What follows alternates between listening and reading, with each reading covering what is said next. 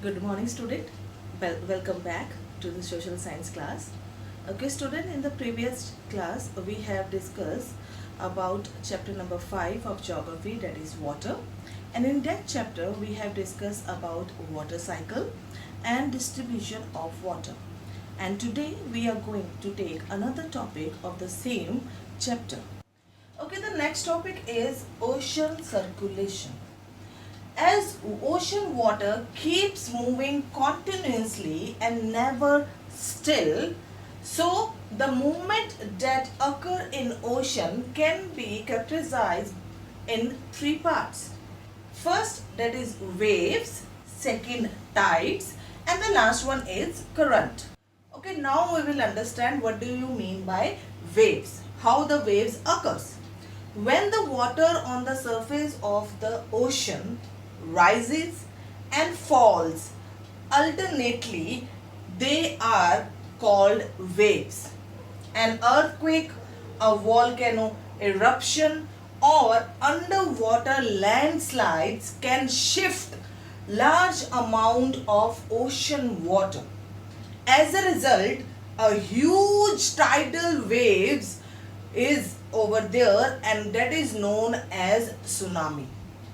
The largest tsunami ever measured was 150-meter high. And what was the speed of that tsunami? These waves travel at a speed of more than 700 km per hour. Now we will take an example.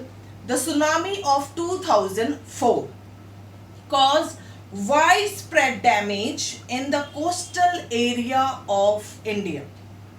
The Indra Point in the Andaman or Nicobar island got submerged after the tsunami. Now we will understand what do you mean by tides. The rhythmic rise and fall of the ocean water twice a day, it is known as tides. So means in a day, one will be the high tide and one time it will be a low tide. So what do you mean by high tide? High tide means when water covers much of the shore by rising to its highest level, it is known as high tide. So what is the reason of high tide? The high tide, the water of the earth closer to the moon gets pulled under the influence of the moon's gravitational force and causes high tides. The next tide is low tide. When the water falls to its lowest level and recedes from the shore, it means it's a low tide. So what is the cause? What are the causes of the tides? The strong gravitational pull exerted by the sun and the moon on the earth surface. Okay, student, in your book they have mentioned two more tides. First is spring tide and the second one is neap tide. So first we will take spring tide.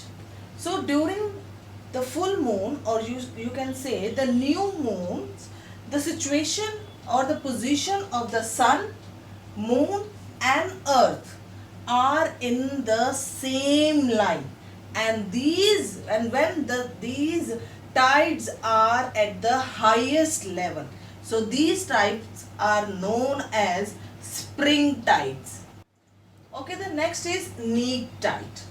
When the moon is in its first and the last quarter, the ocean water gets down in diagonally opposite direction by the gravitational pull of sun and the earth, resulting in low tides. So these tides is known as neap tides.